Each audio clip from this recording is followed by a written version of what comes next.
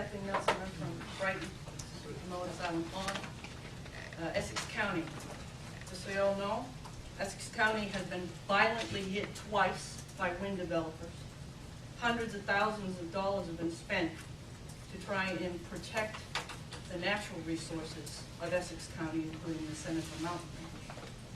There's an individual, the House Energy Committee, who pretty much says he doesn't want to hear from the neighbors, okay? And who has had total disregard for the terrible situation that these two sets of developers put us in. Essex County has a DC power line system from Hydro-Quebec that runs through the Silvio Conti National Refuge. We've done our share. We've destroyed a part of the National Refuge for clean hydropower. To think to cover those ridges and those mountains out there with industrial wind turbines is absurd. The chair of the Energy Committee, the House Energy Committee, seems to think that we're anti-business. We're an anti-business bunch of people who oppose this. But in fact, our business in the Northeast Kingdom is tourism. It's the biggest business in the whole state. I dare anyone in this room to show me a tourist brochure of Vermont that shows, come see our wind turbines, come see our solar arrays. There's no place for it up there. As far as siting goes, the issue up in the Northeast Kingdom is that tourism is our business, protection of the land is our responsibility. We have done our part. That Hydro-Quebec line, that DC line, if anybody has seen it, is massive. And most of the time it feeds power into southern New England. The Energy Generation Siting Commission, prior to this one, was created as an election year distraction. That's all it was. It amounted to nothing. The H40 Act 56 created this distraction. This is a developer-driven task force. There is no citizen representation on this task force. I'm sorry if you don't feel that way. Okay. You're not. You're entitled. You're not one of us. You're one of them. And I just want to make it clear to you that you have no idea how many people have been hurt by the lack of attention to the people of Vermont. Brighton was actually responsible for pointing out that med towers are not energy generation facilities. They're financial instruments for a developer. So what happens, somebody over in the State House comes up with Section 246 to expedite med towers. Those should have fallen under Act 250. Now you have an incident out in Swanton where somebody put up a med tower for 4 years without getting a CPG, and he's going to get a slap on the wrist. His name is Tricky. He'll get a slap on the wrist for that. Not the $100,000 fine that he should get. Yes, I'm angry. Yes, I am angry. I have watched my community be divided. I have seen fights broken out. I have seen crime, signs stolen, lies.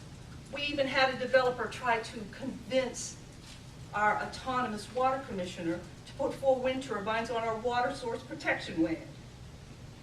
Okay? You people, you don't have any power. We the people have the power. And this time we're going to take it. We're going to take it this time. We're not going to listen to what any developers have to say. You're going to listen to what we have to say. Thank you. Anyone else? Excuse me, I'm going to sit down. My legs aren't really Yep, good. please. I'm Carol Irons. I live in Albany. I prepared a statement, so I'm going to read it, maybe comment a minute after. I know that I thank you for the opportunity to speak with you today. And while this hearing is focused on solar array siting issues, the issues are mostly the same as those of industrial wind projects, and some of us have been trying to give testimony and as Kathy said, ignored for a long time. The industrial scale of such projects, solar or wind, wipes out wetlands, clear cuts forest acreage, and destroys productive agricultural lands. Because of the good that these intact ecosystems provide, like water purification, heat and carbon absorption, wildlife nurturing, food production, and economic producing functions, we are in fact destroying the very environments that limit global warming. This is madness. Can we really destroy ecosystems to save the earth? The plain truth is that, quotes, renewable energy is a fantasy. It's a corporate fantasy. Industrial energy development is not renewable. Without exception, it is destructive. The construction requirements and the technology are massively destructive. Those of us living with it can tell you that. So considering the siting criteria is a red herring. It was a political ploy by a progressive representative, David Zuckerman, to block the effort to even pause this headlong rush to savage our natural resources. And that was for the short-term profit of the energy empire. The legislators and the state agencies have, in their various rulings and manipulations, betrayed Vermont. The whole convoluted system, from exempting the energy empire from Act 250 to hearings whose only real purpose is to perpetuate the illusion of democracy, to Tony Klein's dead ending of the very siting issues that you purport to hear, this system works to enable the corporate agendas. So where do we go from here? I'm talking about a very different value system. And what Kathy shared with you is, if there are pockets all over the state that are talking like this, you will tell us that you'll actually hear us and address our concerns. I don't believe you will, because I don't believe you can. Vermont's administration and legislature are too corrupt. They're run now by greedy corporations. Are you aware of the level of frustration out there? Do you know how much anger there is out there, and it is growing? You don't want to hear it, but it's there. I'm not trying to threaten you, but I'm trying to raise your concern because we keep talking past each other. The people out there have a different value system, and they're talking one thing, and folks that work in an administrative bubble are using good terminology and talking good things, but it doesn't translate into what we're living with out there. There are more and more people using the R word. R meaning revolution. I'm hearing this more and more. Well, we're all aware that we don't have a democracy anymore. We don't live in a democracy. We live in a corporatocracy. That's what we're all, those of us out there who aren't shielded by the administrative bubble, that's what we live with. So there will have to be a rising. The question is only what the nature of it will be, and at this point, that is unknown. If we are very lucky, if there arises some inspired and courageous leadership, it could be a soft revolution. Many of us truly hope for that, but it will require a dramatic change of values. We do not need to generate more energy, we need to use less. Energy that's being generated now is often sold out of state.